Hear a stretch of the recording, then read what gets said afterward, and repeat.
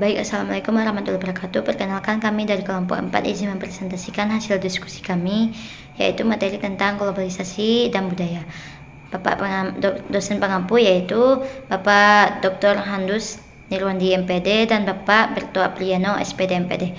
Baik, lanjut saja kepada kelompok 4, yaitu yang pertama saya sendiri Ayu Herdia Daladinanti, yang kedua Ahmad Fajri, yang ketiga Nindya Karninda, yang keempat Muhammad Habil Chan, yang kelima Ihsanullah Hakim Dirpa.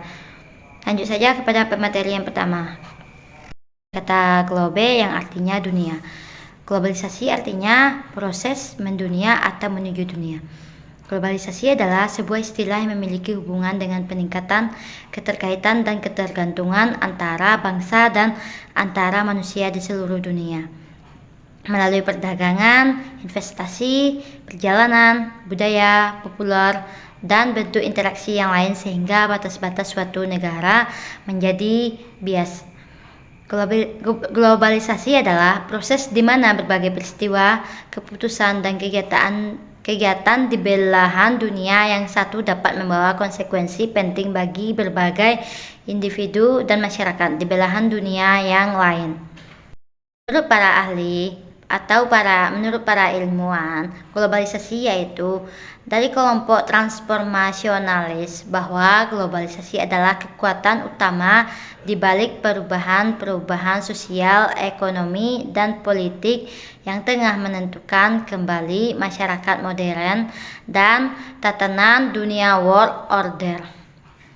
Menurut Ahmad dan Hastings Donnan, sebagaimana dikutip oleh Tariqul Chair, mengungkapkan bahwa globalisasi dapat diartikan sebagai perkembangan yang relatif sangat cepat di dalam teknologi, komunikasi, informasi, transformasi yang bisa membawa bagian-bagian yang jauh menjadi hal-hal yang dapat dijangkau dengan mudah.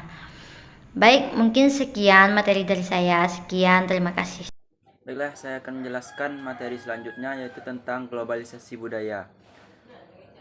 Adapun proses globalisasi budaya dapat terlihat dari pengadopsian budaya luar. Globalisasi dapat memperluas wawasan budaya, meningkatkan kemampuan bahasa asing, meningkatkan pengetahuan, mengubah sikap mental ke arah yang lebih baik, meninggalkan produktivitas kerja, dan memberikan arah dalam bertingkah laku. Perkembangan globalisasi budaya secara intensif terjadi pada awal abad ke-20 dengan berkembangnya teknologi komunikasi. Kontak melalui media menggantikan kontak fisik sebagai sarana utama antar bangsa. Perubahan tersebut menjadikan komunikasi antar bangsa lebih mudah dilakukan. Hal ini menyebabkan semakin cepatnya perkembangan globalisasi kebudayaan.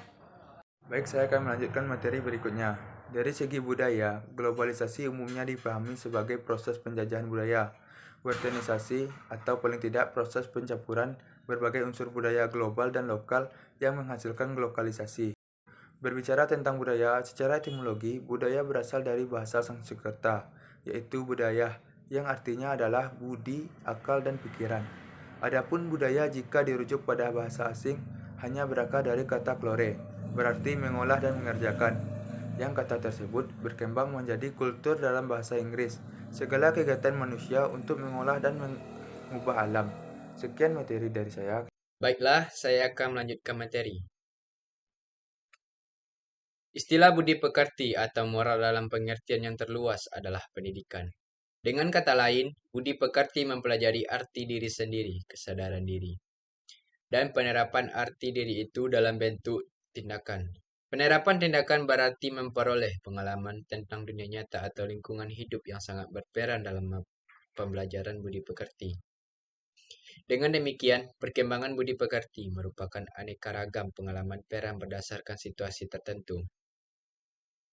Inilah yang mendasari prinsip bahwa lembaga pendidikan atau sekolah dapat memberi sumbangan yang matang tentang budi pekerti seseorang dengan memberikan kesempatan kepada siswa untuk melaksanakan peran budi pekertinya, sehingga mampu memerankan budi pekerti itu dalam kehidupan masyarakat. Materi selanjutnya yaitu golongan nilai-nilai. Yang pertama yaitu keilmuan, di mana suatu hal yang mendasari perbuatan seseorang ataupun kelompok yang bekerja terutama atas dasar pertimbangan nasional.